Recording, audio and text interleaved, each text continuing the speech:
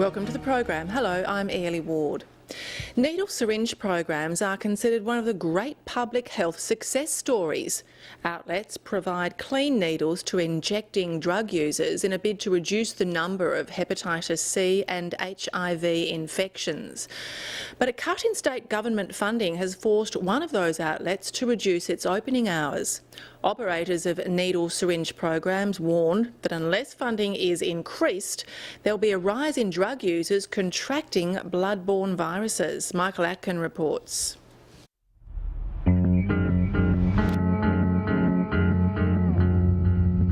Basically, the needle exchange program, I'd credit almost for keeping me alive.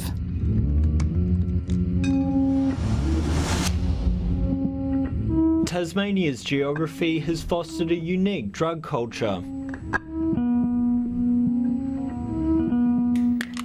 A shortage of heroin leads injecting drug users to crave morphine and other pharmaceutical opioids.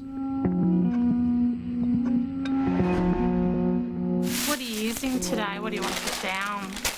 Morphine. Yeah. Yeah, it's always morphine these days.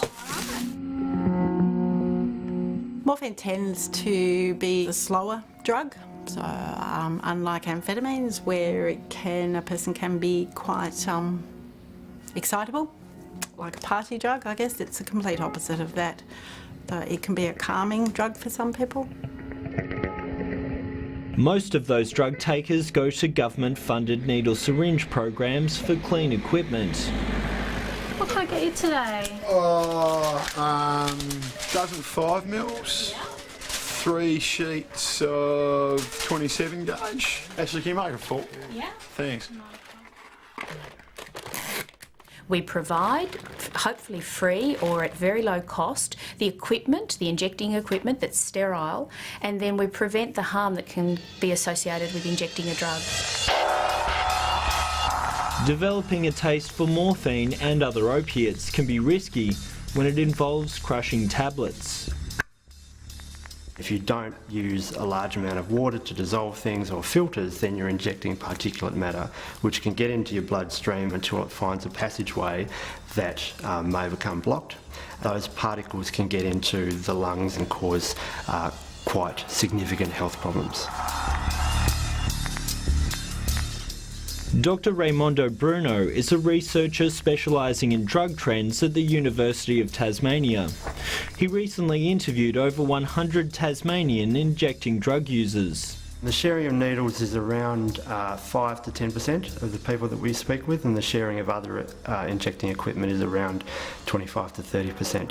Sharing of needles itself is the highest risk activity.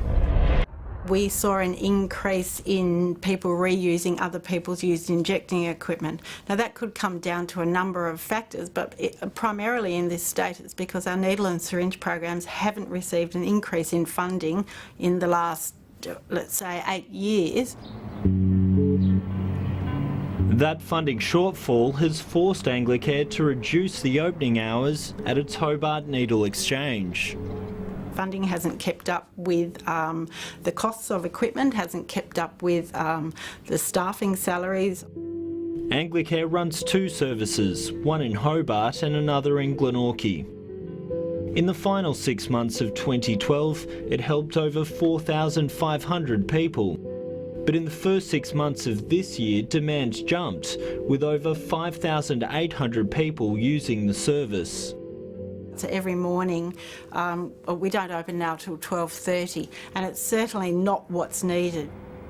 And you haven't had to share or reuse equipment? Nah, not because you likes a hit. Yeah. Emily Arnold works on the front line at the needle syringe program.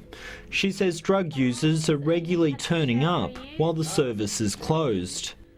People will knock or ring the doorbell, and other staff will have to come and serve them, and it kind of disrupts their work, or if they're not able to, then people are potentially missing out on accessing the NSP. So I would hate to think that it's putting people in those situations. Jan Smith is the CEO of the industry's peak body. She's warning that unless funding increases, more Tasmanians will contract hepatitis C and HIV from using dirty needles. We will see an increase in the harms that are caused. That can be from not only the contraction of a bloodborne virus, but with vein damage, with abscesses that can occur. There are a range of different very traumatic experiences that people may have.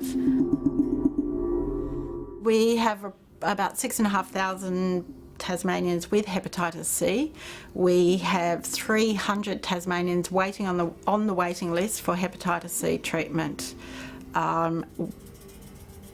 The end result, if not treated, can be cirrhosis of the liver and liver cancer. It is very concerning. I think that there's a lack of foresight. People are going to take risks unless they have ready access and easy access to sterile injecting equipment. This former heroin user knows all about that risk. She contracted hepatitis C when clean needles weren't available.